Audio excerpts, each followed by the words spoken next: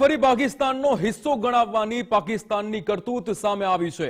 લોક સાહિત્યકાર રાજભા ગઢવીએ પ્રતિક્રિયા આપીને રોષ વ્યક્ત કર્યો હતો।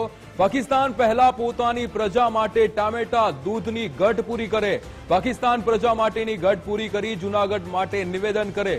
પાકિસ્તાન હવે ભારતમાં ભળે તે સમય દૂર નથી, પછી તો જૂનાગઢ એમનું જ ને, જે રીતે નિવેદન આપવામાં આવ્યું હતું રાજભા ગઢવી દ્વારા।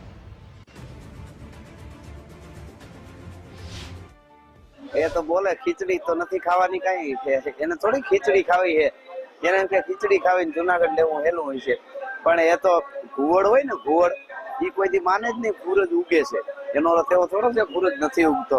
એને બોલ્યા કરે અને એને કઈ તમે તમારી તૈયારી જો, એની વાતો આમ સાચી હશે આમ જોઈ તો, કે એ પાકિસ્તાનને હવે ભારતમાં ભળી જવામાં જાજા વર્ષ બાકી નથી, એટલે પછી તો જુનાગઢ ભારતમાં ઈ આવી જાય એટલે બધાયનું કહેવાય ને, એટલે ઈ કદાચ એની આશા એ રીતે પૂરી થાય।